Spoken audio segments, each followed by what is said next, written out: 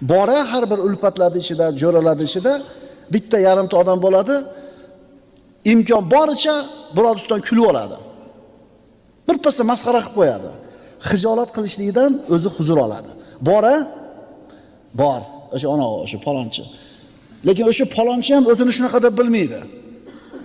Payg'ambarimiz sollallohu alayhi vasallam aytadilar: "La tuhammilul wujuh." Yuzlarni qizartirmanglar. Ya'ni odamlarning yuzlarini xijolatga qo'yib qizartirmanglar. Mo'min odam unaqa bo'lmaydi. Mo'min odam birovni xijolatga qo'ymaydi. Agar biz mo'min bo'ladigan bo'lsak, Payg'ambarimiz sollallohu alayhi vasallamning hadisini eshitdik. Odamlarni yuzlarini qizartirmanglar deyaptilar, xijolatga qo'ymanglar deyaptilar.